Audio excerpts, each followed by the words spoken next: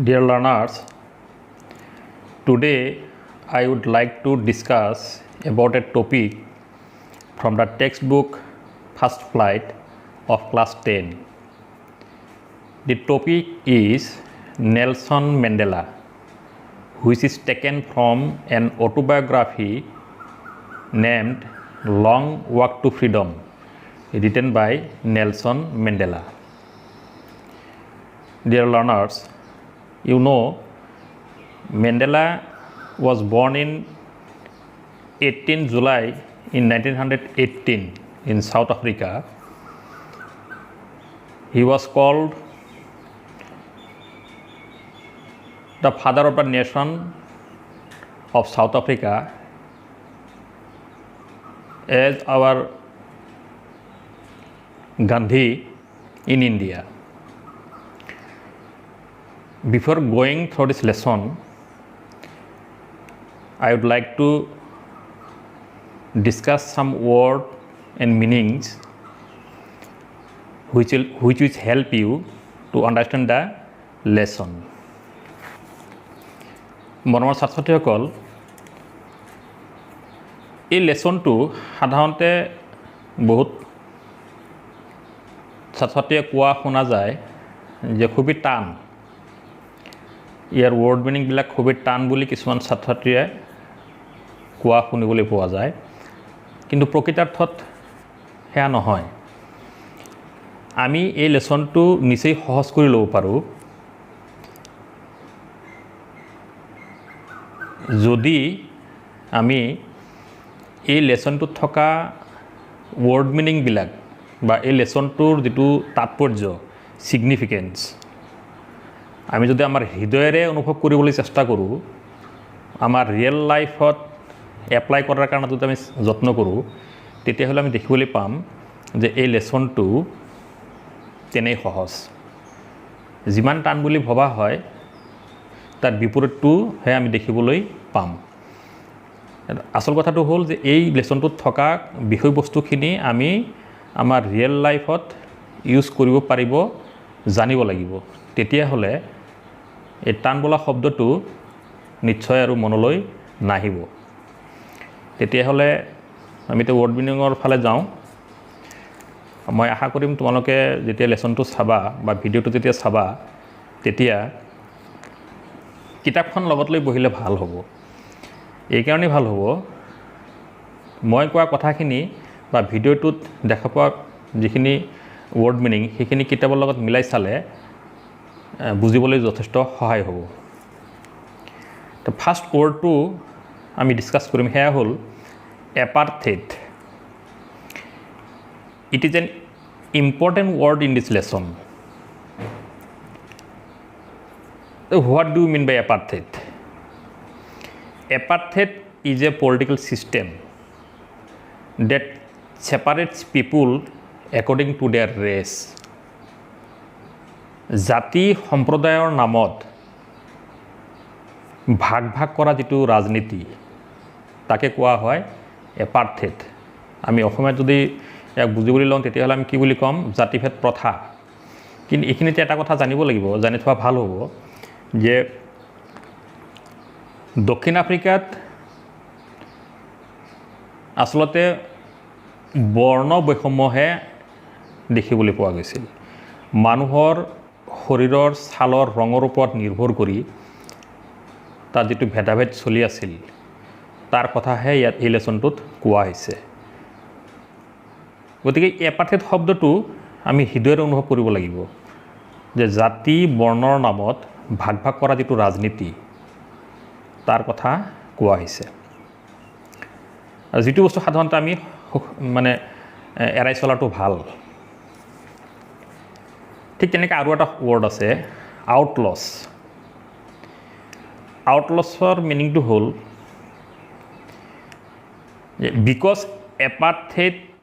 Because of apartheid, many countries had broken off diplomatic relations with South Africa. দক্ষিণ আফ্ৰিকাত এই এপাৰ্থেইড ছিষ্টেমটো থকাৰ কাৰণে পৃথিৱীৰ বহু দেশে সেইখন দেশৰ লগত তাৰমানে দক্ষিণ আফ্ৰিকাৰ লগত যিটো ৰাজনৈতিক ডিপ্ল'মেটিক ৰিলেশ্যন কূটনৈতিক সম্পৰ্ক এই কূটনৈতিক সম্পৰ্কটো বহুদিনলৈ বিচ্ছিন্ন কৰিছিল পৃথিৱীৰ বহু দেশে দক্ষিণ আফ্ৰিকাৰ লগত ডিপ্ল'মেটিক ৰিলেশ্যনছ বিচ্ছিন্ন কৰিছিল আৰু এই শব্দটো আমি হৃদয়ৰে কেনেকৈ অনুভৱ কৰিম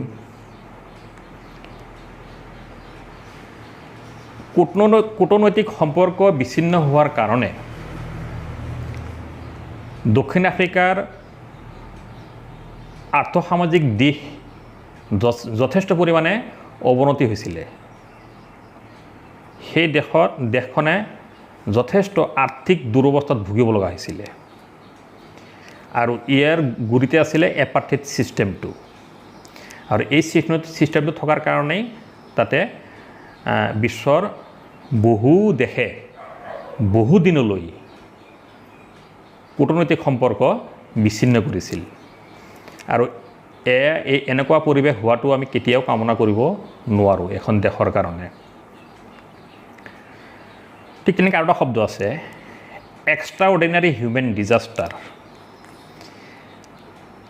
ইয়াৰ অৰ্থটো হ'ল আনইউজুৱেল হিউমেন ডিজাষ্টাৰ মানে অসাধাৰণ মানৱীয় দুৰ্যোগ অসাধাৰণ মানৱীয় বিপৰ্যয় দক্ষিণ আফ্ৰিকাত শ্বেতাংগসকলে বগা ৰঙৰ ছালৰ মানুহসকলে 300 বছৰতকৈ অধিক সময়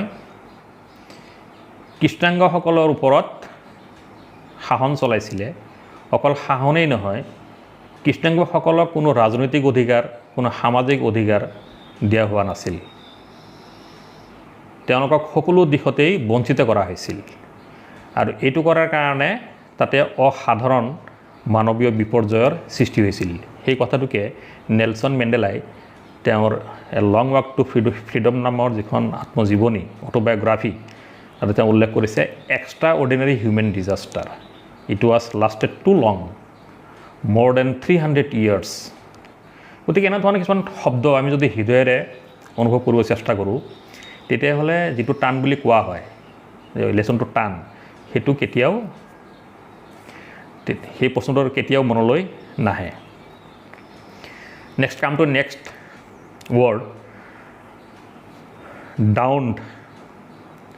ডাউণ্ট এটা শব্দ আছে down DAWNED down to become day তাৰমানে এবাৰ টু ছানৰাইজ সূৰ্য উদয় হোৱাৰ আগৰ যিখিনি সময় ঠিক সূৰ্য উদয় হোৱাৰ আগমুহূৰ্তৰ সময়খিনিত আমি ডন বুলি ব্যৱহাৰ কৰোঁ আমি এইটো দুকমুকালি বুলিও কোৱা হয় ডন DAWNED বিশিষ্ট ছাৰাউণ্ডেড ক্ল'জলি আৱৰি থকা ঘেৰি থকা ডিগনিটাৰিজ ডিগনিফাইড পাৰ্চন সম্ভ্ৰান্ত লোক তাৰমানে যিদিনাখন নেলছন মেণ্ডেলাই দক্ষিণ আফ্ৰিকাৰ ফাৰ্ষ্ট ব্লেক প্ৰেছিডেণ্ট হিচাপে শপত লৈছিলে সিদিনাখন পৃথিৱীৰ বিভিন্ন দেশৰ যিবিলাক ডিগনিটাৰিজ বা ডিগনিফাইড পাৰ্চন সেইখন অনুষ্ঠানত উপস্থিত আছিল তাকে কোৱা হৈছে ডিগনিটাৰিজ ইনাগুৰেশ্যন টু বিগিন এ চেৰিমনি আমি অসমীয়াত কওঁ ইয়াক উদ্বোধন কৰা ইয়াতে ইনাগুৰেশ্যন চেৰিমনি বুলি সাধাৰণতে সেই অনুষ্ঠানটো কোৱা হৈছিল যিটো অনুষ্ঠানৰ জৰিয়তে নেলছন মেণ্ডেলা দক্ষিণ আফ্ৰিকাৰ ফাৰ্ষ্ট ব্লেক প্ৰেছিডেণ্ট হিচাপে শপত গ্ৰহণ কৰিছিল নেক্সট আৰু এটা ৱৰ্ড আছে amphitheatre a building without a roof with many rows of seats rising in steps আমি সহজকৈ বুজিবলৈ হ'লে আমি কি বুলি ক'ম অসমীয়াত ৰংগমঞ্চ নেক্সট ৱৰ্ডটো হ'ল ডিকেট মানে হ'ল 10 years 10 বছৰ সুপ্ৰিমেচি হায়েষ্ট অথৰিটি চূড়ান্ত আধিপত্য বুলি কোৱা হয় non racial not for a particular race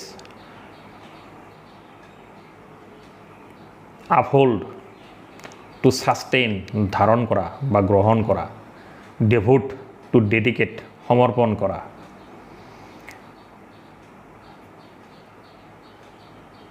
গ্লোৰি অনাৰ সন্মান, লিবাৰ্টি, ফ্ৰীডম, হিউমেনিটি, এটা ভাল শব্দ, ৰিলেটেড টু মেনকাইণ্ড, মানৱ সম্বন্ধীয়। আৰু এই শব্দটোৰ এতিয়া যথেষ্ট প্ৰাসংগিকতা আছে। হিউমেনিটি, মানৱতা, মানুহসকলৰ মানৱীয় গুণ থাকিব লাগে।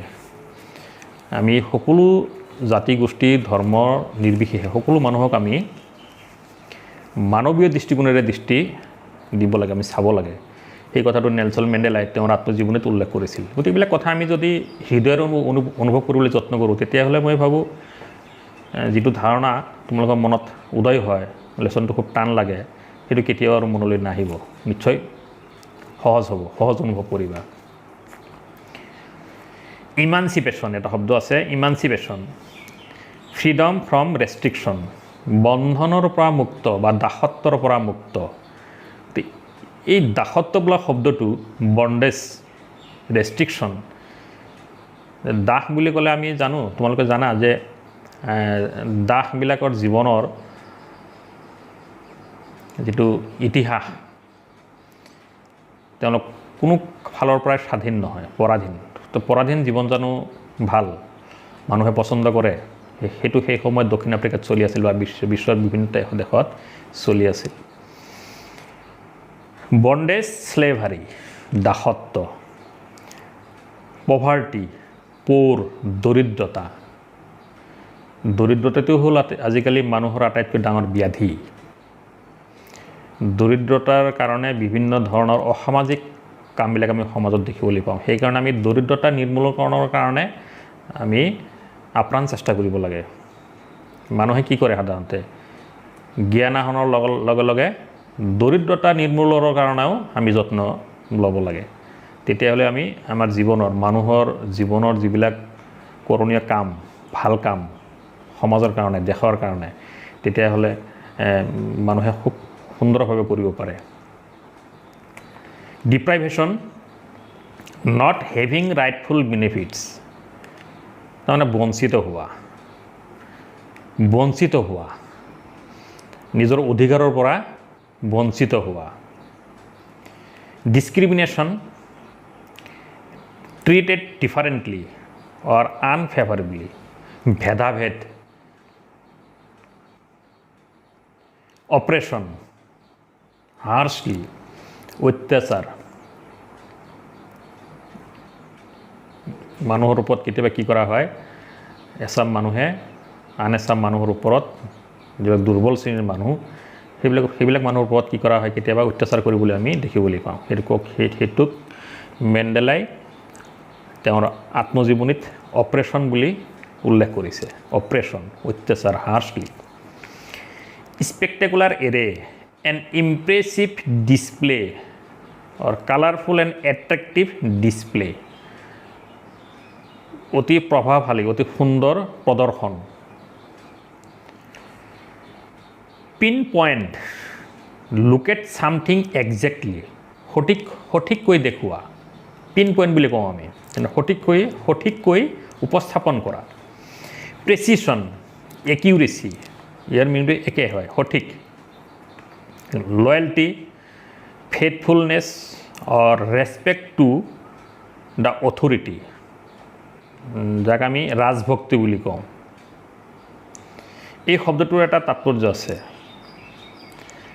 তাৎপৰ্যটো হ'ল মেণ্ডেলাই উল্লেখ কৰাৰ দৰে যেতিয়া নেলছন মেণ্ডেলাৰ নেশ্যনেল আফ্ৰিকান পাৰ্টীয়ে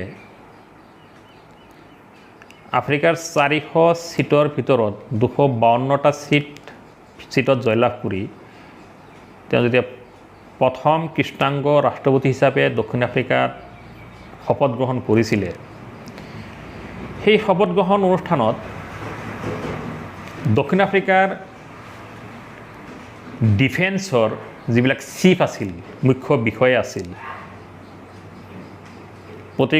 প্ৰতিৰক্ষা বাহিনী বা তেওঁলোকৰ সামৰিক বাহিনীৰ মুখ্য বিষয়াসকলে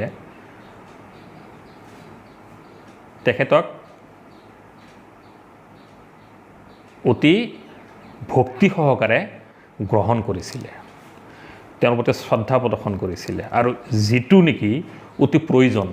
এইখিনিত আমি এটা কথা উল্লেখ কৰি থোৱা ভাল হ'ব, নিশ্চয় তোমালোকক বুজাৰ কাৰণে সুবিধা হ'ব। সেয়া হ'ল অলপতে আমাৰ চুবুৰীয়া দেশ ম্যানমাৰত গণতান্ত্ৰিকভাৱে নিৰ্বাচন হ'ল। তাত নেশ্যনেল ডেম'ক্ৰেটিক লীগ আং সান ছু কিৰ দল, সেই দলে যথেষ্ট পৰিমাণে সংখ্যাগৰিষ্ঠতা লাভেৰে তেওঁলোকে শপত গ্ৰহণ কৰিলে। কিন্তু সেইখন দেশৰ সামৰিক বাহিনীৰ বিষয়াসকল তেওঁক ক্ষমতাৰ পৰা ক্ষমতাচ্যুত কৰিলে, কৰি তেওঁলোকে তাৰ শাসনভাৰ কাঢ়ি ল'লে। লোৱাৰ ফলত কি হ'ল, সেইখন দেশৰ অৱস্থা এতিয়া অতি বেয়া হৈছে। তাত জানিবলৈ পোৱা মতে তাৰ পৰা হাজাৰ হাজাৰ মানুহ আমাৰ ভাৰতবৰ্ষত মণিপুৰত প্ৰৱেশ কৰিছে, আশ্ৰয় লৈছে। আনকি সেইখন দেশৰ কিছুমান পুলিচৰ বিষয়া কৰ্মচাৰী, মুখ্যমন্ত্ৰী, সাংসদকে আদি কৰি আমাৰ ভাৰতবৰ্ষত আশ্ৰয় ল'ব লগা হৈছে। বহুত মানুহ তাত হাবি বনত লুকাই থাকিব লগা হৈছে। তেওঁলোকৰ খাদ্য পানীৰ অভাৱ হৈছে, ঔষধ পাতিৰ অভাৱ হৈছে, বেমাৰ আজাৰে ঘেৰি ধৰিছে। এইটো কিহৰ কাৰণে হৈছে? একমাত্ৰ লেক অফ লয়েলিটি, ৰাজভক্তি, respect to the higher authority, সেই বস্তু তাত নোহোৱা হোৱাৰ কাৰণে তাৰ সেইখন দেশৰ ম্যানমাৰৰ ৰাজনৈতিক সামাজিক জীৱন মানুহৰ কাৰণে বৰ দুৰ্বিহ হৈছে। গতিকে কিন্তু মেণ্ডেলাই যেতিয়া শপত গ্ৰহণ কৰে, তেতিয়া কি হ'ল, দক্ষিণ আফ্ৰিকাৰ সামৰিক বাহিনীৰ মুখ্য বিষয়াসকলে আহি তেওঁক শ্ৰদ্ধা জনালে। সেই গণতন্ত্ৰৰ বিজয়ক তেওঁলোকে সন্মান সহকাৰে গ্ৰহণ কৰিলে। সেয়া হ'ল লয়েলিটি। গতিকে এইবিলাক শব্দ যদি আমি অলপমান অনুভৱ কৰিবলৈ চেষ্টা কৰোঁ, তেতিয়াহ'লে নিশ্চয় সহজ হ'ব। Now come to next word, inhuman, cruel, নিষ্ঠুৰতা, generations, people of the same age, আমি অসমীয়াত কি বুলি কওঁ, প্ৰজন্ম, profound, very deep and strong, গভীৰতা, বহু গভীৰলৈ সোমাই যোৱা, প্ৰফাউণ্ড, ব্ৰুটেলিটি, ছেভেজনেছ, নিষ্ঠুৰতা, জেনেৰচিটি, নবলনেছ, পৰোপকাৰিতা, উদাৰতা বুলি কোৱা হয়, জেমছ, ভেলুৱেবল ষ্ট'ন, যাক আমি অসমীয়াত ৰত্ন বুলি কওঁ, টৰ্চাৰ, ছেভিয়াৰ পানিছমেণ্ট, কঠোৰ শাস্তি, ইনক্লিনেশ্যনছ, নেচাৰেল টেণ্ডেঞ্চিছ অফ বিহেভিয়াৰ, যাক আমি প্ৰৱণতা বুলি ক'ব পাৰোঁ। গতিকে মৰমৰ ছাত্ৰ ছাত্ৰীসকল, এই লেচনটোৰ কেইটামান অতি গুৰুত্বপূৰ্ণ ৱৰ্ড এণ্ড মিনিং মই অকণমান ডিছকাছ কৰিলোঁ। এতিয়া মই এই লেচনটোৰ মাজত সোমাবৰ কাৰণে যত্ন কৰিম, তোমালোকে মন দি শুনিবা। In his autobiography Long Walk to Freedom, Nelson Mandela mentioned that he became the first black president of South Africa after more than 300 years of white rule fighting against apartheid. Mandela had to spend 30 years in prison, and finally democratic elections were held in South Africa in 1994. And Mandela became the first black president of a new nation. Mr. Mandela's African National Congress party owned 252 of the 400 seats in the first democratic elections of South Africa's history. মই আশা কৰিম নিশ্চয় তোমালোকে ইয়াৰ মিনিংটো বুজি পাইছা। তথাপি মই অকণমান অসমীয়াত ভাঙনি কৰিম বুলি ভাবিছোঁ যে নেলছন মেণ্ডেলাই তেওঁৰ আত্মজীৱনী লং ৱাক টু ফ্ৰীডমত উল্লেখ কৰিছে যে প্ৰায় 300 বছৰতকৈ অধিক সময় এই জাতিভেদ প্ৰথাৰ বিৰুদ্ধে যুঁজি তেওঁ জয়ী হৈছিল আৰু প্ৰথম কৃষ্ণাংগ ৰাষ্ট্ৰপতি হিচাপে দক্ষিণ আফ্ৰিকাৰ তেওঁ শপত লৈছিল আৰু প্ৰথম গণতান্ত্ৰিক নিৰ্বাচন অনুষ্ঠিত হৈছিল 1994 চনত, খুব বেছি দিনৰ কথা নহয়। আৰু সেই নিৰ্বাচনত দক্ষিণ আফ্ৰিকাৰ সংসদৰ 400 আসনৰ ভিতৰত 252টা আসনত জয়ী হৈ মেণ্ডেলা ডাঙৰীয়াই সেইখন দেশত ইতিহাস সৃষ্টি কৰিছিল। The inauguration ceremony took place in the Union Buildings Amphitheatre in Pretoria on the 10th May 1994, where the politicians and dignitaries attended from more than 140 countries around the world. In that ceremony, more than 1 lakh South African men, women, and children of all races sang and danced to joy together. 10th May dawned bright and clear. The inauguration would be the largest gathering ever of international leaders on South Africa soil. On that lovely autumn day, Mandela was accompanied by his daughter Zenani. On the podium, Mr. de Klerk was first sworn in as second deputy president. Then Thabo Mbeki was sworn in as first deputy president. When that was Mandela's turn, that take what as the president of South Africa.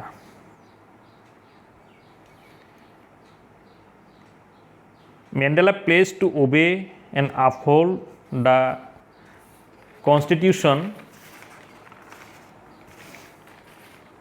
and devote himself to the well-being of the Republic and its people. He addressed the assembled guests and watching world.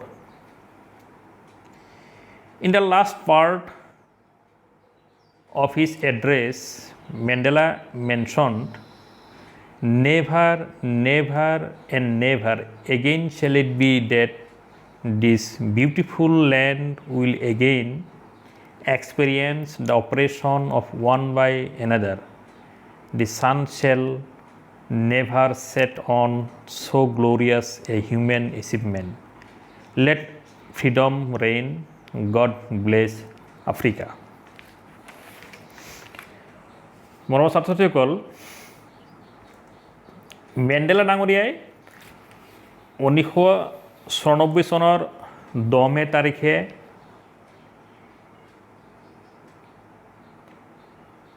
Union বিল্ডিংছৰ amphitheatre হলত, যিটো নেকি প্ৰিটোৰিয়াত অৱস্থিত, তাত শপত গ্ৰহণ কৰিছিল। আৰু সেই শপত গ্ৰহণ অনুষ্ঠানত বিশ্বৰ প্ৰায় 140খন দেশৰ মৰ্যাদাশালী ব্যক্তিসকল উপস্থিত আছিল, নেতাসকল উপস্থিত আছিল। আৰু সেইখন অনুষ্ঠানত দক্ষিণ আফ্ৰিকাৰ পুৰুষ, মহিলা, ল'ৰা ছোৱালীক আদি কৰি প্ৰায় 1 লাখতকৈ অধিক মানুহ একেলগে নাচিছিল, গাইছিল। আৰু সেই দিনটো অৰ্থাৎ 1994 চনৰ 10 মে তাৰিখটো ৰাতিপুৱা অতি সুন্দৰ আছিল, অতি পৰিষ্কাৰ আছিল। আৰু সেইদিনাখন যিটো অনুষ্ঠান তাত অনুষ্ঠিত হৈছিল, শপত গ্ৰহণ অনুষ্ঠান, সেই অনুষ্ঠানটো দক্ষিণ আফ্ৰিকাৰ মাটিত আটাইতকৈ বৃহত্তম অনুষ্ঠান বুলি বিবেচিত হৈছিল।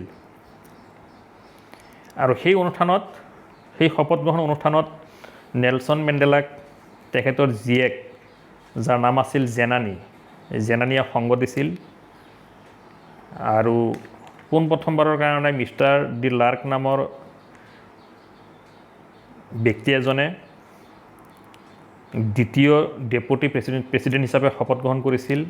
তাৰপিছত থাবু বেকি নামৰ থাবু বেকিয়ে প্ৰথম ডেপুটি প্ৰেছিডেণ্ট হিচাপে শপত গ্ৰহণ কৰিছিল। তাৰপিছত মেণ্ডেলা ডাঙৰীয়াই প্ৰেছিডেণ্ট হিচাপে দক্ষিণ আফ্ৰিকাৰ প্ৰেছিডেণ্ট হিচাপে শপত গ্ৰহণ কৰিছিল আৰু তেখেতে সংবিধানক নামত শপত খাইছিল। আৰু তেখেতৰ ভাষণত শেষত তেখেতৰ ভাষণটো দীঘলীয়া আছিল, মই গোটেইখিনি কথা ইয়াত উল্লেখ কৰা নাই, তাৰে শেষৰ কেইটামান কথা উল্লেখ কৰিছোঁ। সেয়া আছিল, তেখেতে কৈছিল যে এই সুন্দৰ দেশখনে আৰু কেতিয়াও কোনো ধৰণৰ শোষণৰ বলি নহয়। সেই সুন্দৰ দেশখনত কোনো এটা জনগোষ্ঠীয়ে আন এটা জনগোষ্ঠীক কেতিয়াও, কোনো এজন ব্যক্তিয়ে আন এজন ব্যক্তিক কেতিয়াও শোষণ কৰিব নোৱাৰে। আৰু কৈছিলে যে সেইখন দেশত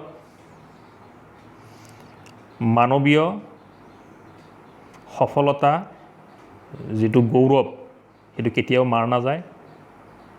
আৰু শেষত দক্ষিণ আফ্ৰিকাক ঈশ্বৰে আশীৰ্বাদ কৰক বুলি তেখেতৰ ভাষণ তেখেতে সামৰিছিলে। Now come to next. After a few moments, an array of South African jets, helicopters and troops carriers displayed not only the military force but also a demonstration of militarist loyalty to democracy, to a new government. The highest military generals having medals on their chest saluted Mr. Mandela. Finally, a chevron of Impala jets left a smoke trail of black, red, green, blue and gold of new South African flag. It was a day where the white and black sang their respective national anthems, Nkosi Sikelel iAfrika. It was while singing, and then black singing was Die Stem, the oldest anthem of the Republic. On the day of inauguration, Mandela was overwhelmed with a sense of history. In the first decade of the 20th century, the white-skinned peoples of South Africa patched up their differences and erected a system of racial domination against the dark-skinned peoples of this own land. The structure formed by the whites was one of the harshest and most inhuman societies the world has ever known. Now that system had been overturned forever and replaced by one that recognized the rights and freedoms of all people regardless of their color of their skin.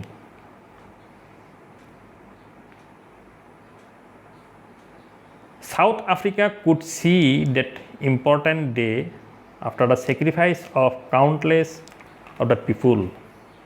According to Mandela, the greatest wealth of his country was its people.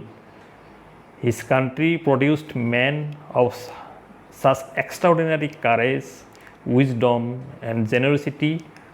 For example, Oliver Tambo, the Walter Sisulu, the Chief Luthulis, the Yusuf Dadus, the Bram Fishers and the Robert Subukius and so on. Mandela learned from these extraordinary men that courage was not the absence of fear but the triumph over it. No one is born hating another person because of the color of his skin or his background or his religion. They could be taught to love, for love comes naturally to human heart. Mandela's country is rich in minerals and gems that lie beneath its soil, but Mandela knew that its greatest wealth is its people, finer and truer than the purest diamonds. According to Mandela, in his life, every man has two obligations. First, obligations to his family, to his parents, to his wife and children, and second one towards his people, his community, his country. But in a country like South Africa, it was almost impossible for a man to fulfill both of those obligations. In his boyhood, he found his freedom was an illusion, and that is why he joined the African National Congress. Nelson Mandela knew that the oppressor must be liberated like the oppressed. The man who takes away another man's freedom is a prisoner of hatred. He is locked behind the bars of prejudices and narrow-mindedness. One can be called free if he respects another's freedom with the same degree as he desires for himself. At the age of 95 years, this legendary figure, Nelson Mandela, died on 5th December 2013. May his soul rest in peace. Dear learners, ইয়াৰ অকণমান অসমীয়া ভাঙনি মই কৰিম বুলি ভাবিছোঁ, যিখিনি মই সাৰাংশ আকাৰে ক'লোঁ।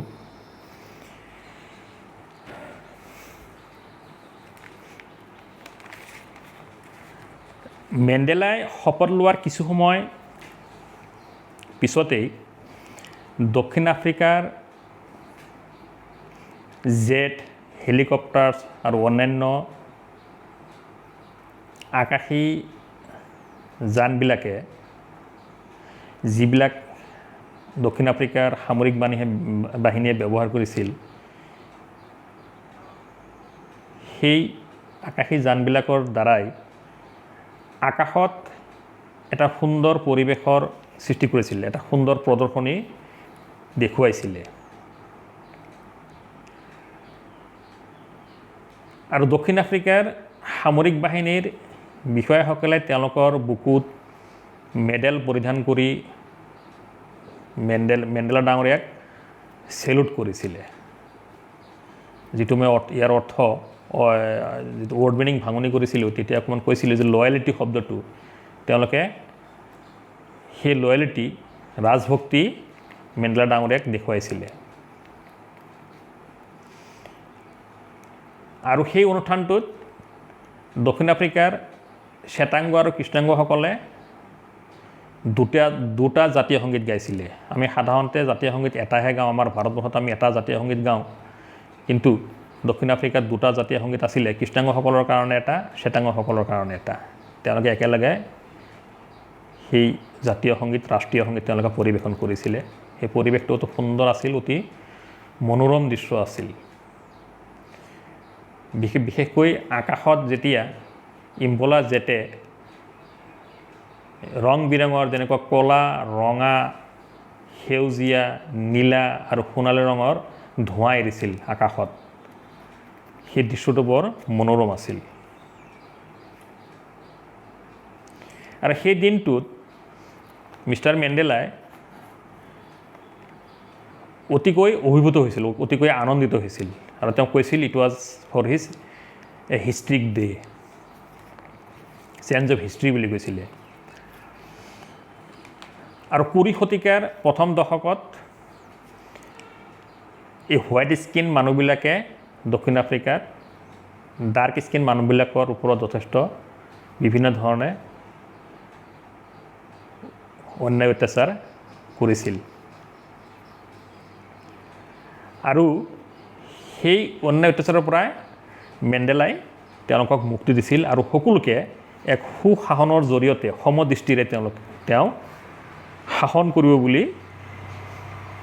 প্ৰতিশ্ৰুতিবদ্ধ হৈছিলে আৰু সেয়া তেখেত পিছলৈও পালন কৰিছিলে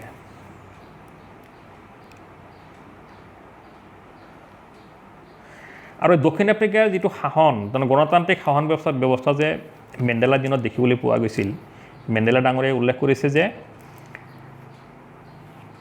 দক্ষিণ আফ্ৰিকাৰ নিচিনা দেশে সেইখন দেশত তেওঁ বহুত এক্সট্ৰা অৰ্ডিনাৰী মানুহৰ জন্ম হৈছিল তাৰে ভিতৰত কেইজনমানৰ নাম উল্লেখ কৰিছে মেণ্ডেলা ডাঙৰীয়াই আৰু তেখেতে দুখ কৰিছিলে যে সেইসকল ব্যক্তি তেওঁৰ শপত গ্ৰহণ অনুষ্ঠানত নাছিল কাৰণ তেওঁলোক ইতিমধ্যে পৃথিৱীৰ পৰা বিদায় লৈছিলে আৰু সেই ব্যক্তিসকল হ'ল অলিভাৰ টাম্বুছ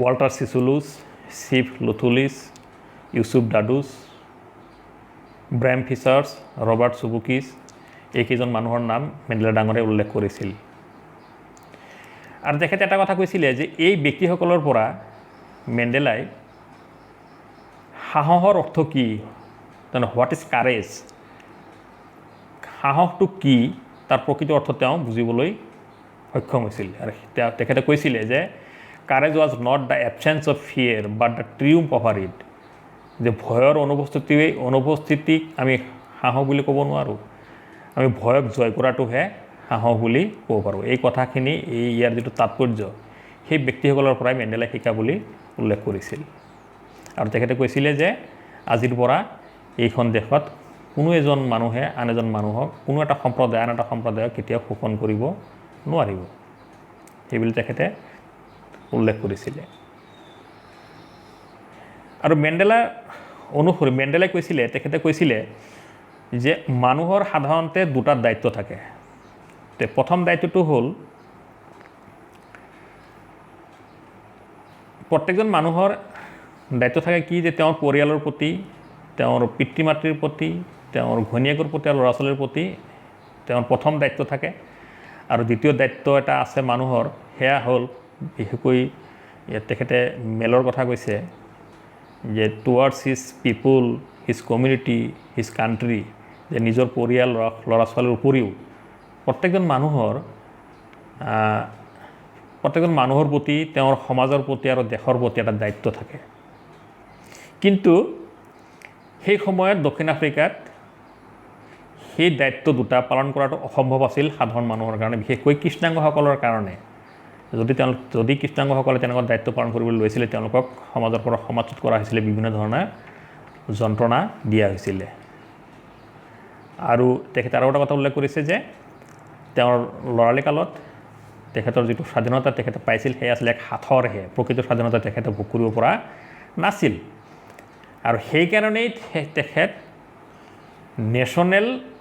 আফ্ৰিকান নেশ্যনেল কংগ্ৰেছ নামৰ দলত যোগদান কৰি তেখেত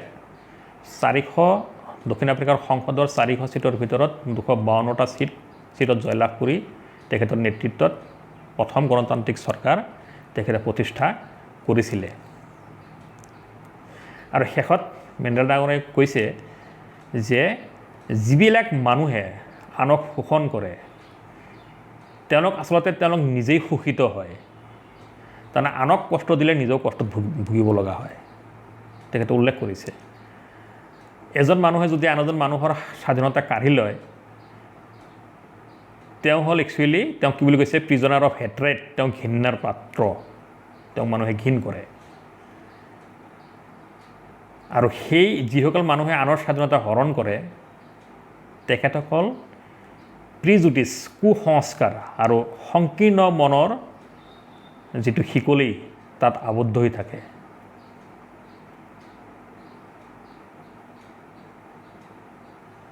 আৰু সেইকাৰণে আমি কেতিয়াও আনৰ অন্যায় আনক শোষণ কৰাটো উচিত নহয় আৰু এই ঐতিহাসিক ব্যক্তিগৰাকীৰ 95 বছৰ বয়সত 2013 চনৰ 5 ডিচেম্বৰ তাৰিখে তেখেতৰ মৃত্যু হৈছিলে।